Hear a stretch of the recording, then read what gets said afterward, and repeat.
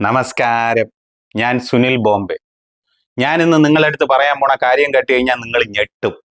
എന്തിരുന്നല്ലേ, ലോകത്തിലെ ഏറ്റവും വൃത്തിഹീനനായ ഒരു കിളവനെ കുറിച്ചാണ് ഞാൻ പറയാൻ പോണത്. ഇറാനിലെ തെസ്ഗ എന്ന ഗ്രാമത്തിൽ ജീവിച്ചിരുന്ന ഈ കിളവൻ 74 വർഷമായിട്ട് കുളിച്ചിട്ടില്ല.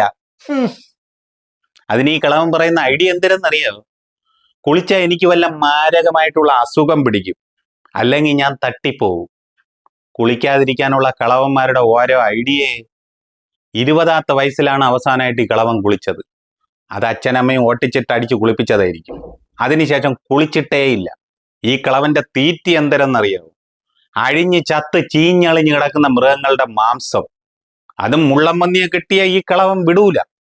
വെള്ളം കുടിക്കുന്നത് തകരപ്പാട്ടയിൽ. കുളിച്ചില്ലെങ്കിൽ എന്ത്? സിഗരറ്റ് വലിയുണ്ട്. അത് മൃഗങ്ങളുടെ ഉണങ്ങിയ കാഷ്ടം ഒരു പൈപ്പിൽ അടിച്ച് കയറ്റി വലിയോട് വലി. ഇനി ഞാൻ പറയാൻ പോണ കാര്യം കേട്ട് കഴിഞ്ഞാൽ നിങ്ങൾ വീണ്ടും ഞെട്ടും. ഈ അളിഞ്ഞ് ചീഞ്ഞഴുകിയ മാംസവും തിന്ന് കുളിക്കാതെയും പിടിക്കാതെയും നടന്ന ഈ കിളവന് 94 വയസ്സ് വരെ ജീവിച്ചിട്ടും ഒരു അസുഖവും പിടിച്ചില്ല.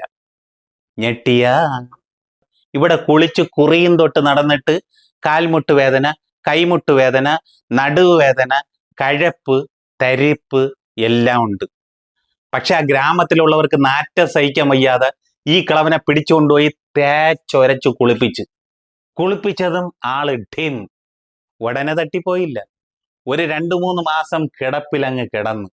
അതിനുശേഷം ഒരു സുപ്രഭാതത്തില് ആളങ്ങ് പോയി.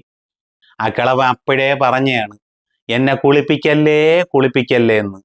74 വർഷം കുളിക്കാതിരുന്നിട്ട് ഒരു കുരുവും ഇല്ലായിരുന്ന കിളവൻ ഒരു ദിവസം കുളിച്ചപ്പോഴ് വടിയായി. എന്തോ